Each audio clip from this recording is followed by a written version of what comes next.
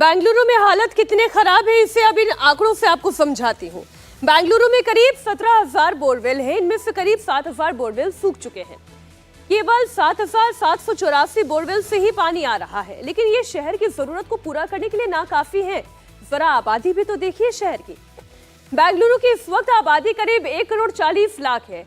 इतनी आबादी को रोजाना 2 लाख mlg पानी चाहिए। शहर को कावेरी नदी से केवल 10,450 mlg ही पानी सप्लाई हो पा रही है, जो कुल जरूरत का बहुत छोटा सा हिस्सा है। इसके अलावा बाकी पानी की जरूरत बोरवेल से पूरी होती थी, लेकिन बोरवेल सूखने लग गए हैं और बोरवेल सूखने के कारण अब टैंकर से पानी की सप्लाई की जा रही है।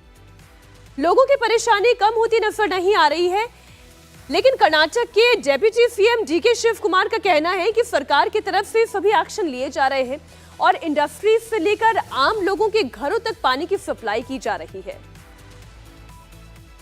More than 7,000 borewells have been tried in Bangalore out of 14,000. We are already identified the waters which are there around Bangalore. We have already taken note. We have taken 1,500 tankers has been notified and have been in the control of the Bangalore City Corporation and the BWSP. This is for the first time. We will provide water to all the industries, all the construction activities. Also, we don't want construction activities to be stopped. All the apartments and all the common man at any cost we are going to. There was a big cap, there was a big mafia on the prices of water, including the supplying of water. We have capped them, we have brought them to the books. Everything is under control. BJP wanted to do politics, they are just let they do whatever they want. अब सवाल यह है कि आखिर बेंगलुरु में अचानक पानी का संकट हुआ कैसे? गर्मियों की शुरुआत होते ही यहाँ के टैप क्यों सूख गए? इसकी वजह अब आपको बताती हूँ। बेंगलुरु में समस्या आई है इस साल के मॉनसून में कम बारिश होने की वजह से, जिसकी वजह से कावेरी नदी में पानी का लेवल कम हो गया है, तो बोरवेल सूख गए हैं। उन इलाकों में संकट ज्यादा है जो नए बसे हैं। यहाँ पानी की पाइपलाइन तक नहीं बिछाई गई है। लोग बोरवेल का इस्तेमाल करते हैं। पिछले कई सालों से इन इलाकों में अप्रैल और मई में बोरवेल सूख रहे हैं। जून में मॉनसून आते ही ग्राउंड वाटर रिचार्ज हो जाता है, इसलिए समस्या बड़ी नहीं होती थी।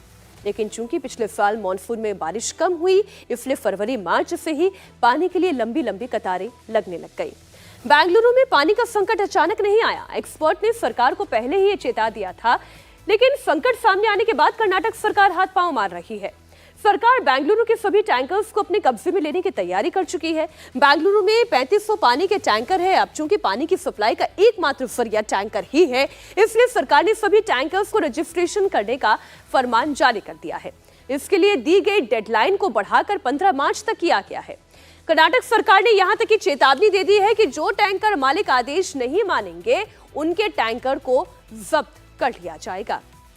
पानी की बर्बादी रोकने के लिए भी बेंगलुरु प्रशासन ने सख्त कदम उठाए हैं।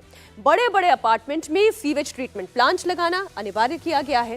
ट्रीटेड वाटर से गार्डनिंग, कार वॉश में इसे इस्तेमाल किया जा सके, और साथ ही Bengaluru supply and sewage board ने आदेश जारी कर पानी जो पीने का है उसको गाड़ियों की सफाई में इस्तेमाल न करने की सलाह दी है। बल्कि होना तो ये चाहिए कि जिसने पीने के पानी को इन सब कामों में इस्तेमाल किया, उसको तो हुक्का पानी बंद कर देना चाहिए। खैर, ये समझदारी तो इंसान में खुद होनी चाहिए। साथ ही कहा कि ड्रिंकिंग वाटर का ना तो सिनेमा थिएटर में इस्तेमाल किया जाएगा और ना शॉपिंग मॉल में। कंस्ट्रक्शन वर्क और रोड रिपेयर में भी पीने का पानी का इस्तेमाल नहीं करने के लिए कहा गया है। सवाल ये उठ रहा है कि आखिर ऐसा क्या हुआ कि पिछले 10 दिनों में बेंगलुरु पानी के लिए जूझता हुआ नजर आ रहा है, तो इसकी वजह भी आपको बताती हूँ। दरअसल बेंगलुरु की भौगोलिक बनावट हिल स्टेशन के जैसी है। उसकी समंदर से ऊंचाई 920 मीटर की है और यही कारण है कि वाटर लेवल ज्यादा नीचे रहता है। बाकी लोग बेंगलुरु की इस हालत के लिए जिम्मेदार हैं। साल 1961 में बेंगलुरु में 262 झीलें थी, लेकिन अब केवल 81 है। 1961 में शहर का 70% हिस्सा हरियाली वाला था, लेकिन अब कितना है आप जानकर दंग रह जाएंगे, केवल 3%। 10 साल पहले बेंगलुरु का वाटर लेवल 250 फीट नीचे था, जो कि अब 1800 फीट नीचे पहुंच गया। यानी कि अब पानी जमीन से बहुत ज्यादा नीचे गहराई में जा पहुंचा है। बेंगलुरु पानी के संकट से गुजर रहा है, लेकिन इस तरह के हालात कभी भी देश के दूसरे शहरों में पैदा हो सकते हैं। देश के 21 शहरों में ग्राउंड वाटर खत्म होने के करीब है। इन शहरों में देश की राजधानी दिल्ली है, साइबर सिटी कहा जाने वाला गुरुग्राम भी है। इसके अलावा पंजाब में अमृतसर, जालंधर, लुधियाना, मोहाली, पटियाला, वहां पर भी हालात कुछ ऐसे हैं। सोचिए, ये तो वो राज्य है और वो शहर है जहां पर खेती होती है। हरियाणा के यमुनानगर में भी जल स्तर की परेशानी का सबब बना हुआ है। यूपी में आगरा है, गाजियाबाद है, ग्राउंड वाटर कम हो रहा है और गुजरात का गांधीनगर भी इसमें शामिल है। तो सीधी सी बात यह है कि पानी की महत्ता को हर व्यक्ति को खुद समझना होगा और पानी का संचय करना होगा, क्योंकि वो रहीम का दोहा है ना, बिन पानी सब सून।